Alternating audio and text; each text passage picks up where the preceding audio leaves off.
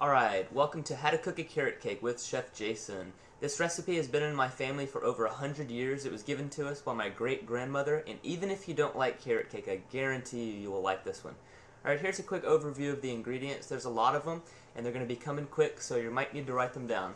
You'll need 2 cups of flour, 2 cups of granulated sugar, 2 teaspoons of cinnamon, half a teaspoon of salt, teaspoon of baking powder, 2 teaspoons of baking soda, 4 eggs,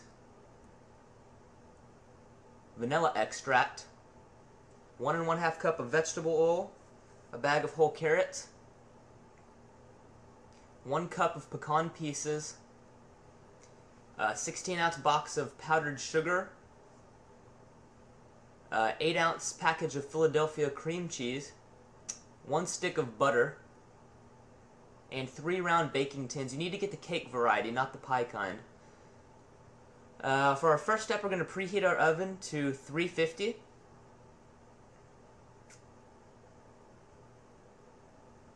And we're going to grease our pans. You could use butter or Pam. I'm using vegetable oil.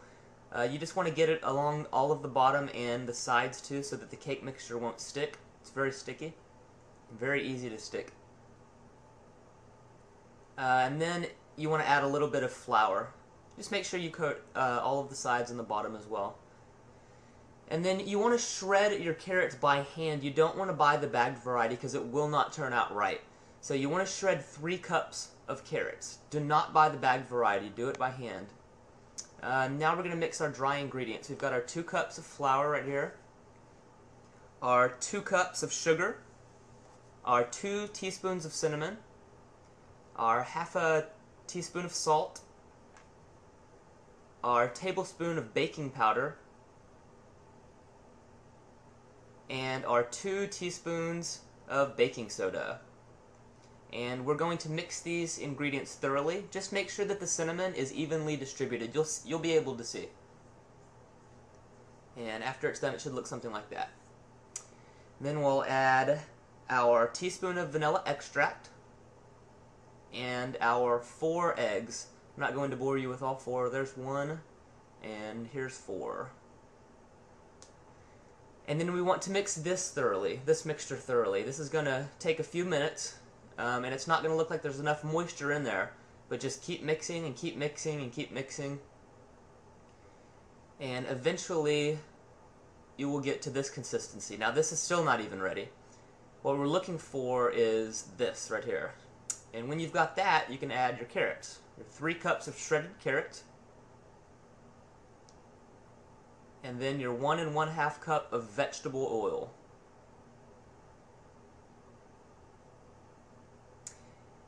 And you're going to need to beat this too so that the carrots and the oil are evenly distributed. You'll be able to see whenever you get to this consistency right here where they are evenly distributed, then you're ready to put the cake mixture in your pans.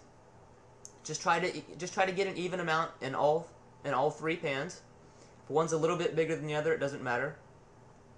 But try to make them as even as possible. And try not to spill it on the counter, as I did. Now we are ready to put our cake mixture in our preheated oven, 350 degrees. And when we get all 3 cakes in there, we're going to set our timer for 30 minutes.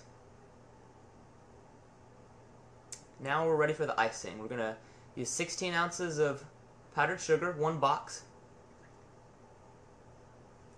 1 package, 8 ounces of cream cheese,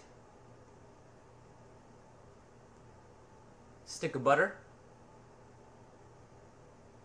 some vanilla extract, a teaspoon, and our chopped nuts, 1 cup of chopped pecans. And then we're going to mix thoroughly. This is also going to take a long time. This is maybe 5 or 10 minutes. So you're just going to have to keep going at it, and eventually you'll get this. If it's a little too yellow, add some more powdered sugar. And after 30 minutes, I'm going to test with the toothpick. If nothing comes out on the toothpick, they're ready to take out. These were ready. And this is a very important step. You see how I'm putting them on a rack? They need to sit. They need to sit for at least 30 minutes or an hour until they're cool. Because if you try to spread the icing when they're cool, when they're hot, it's just going to melt and dribble and get everywhere.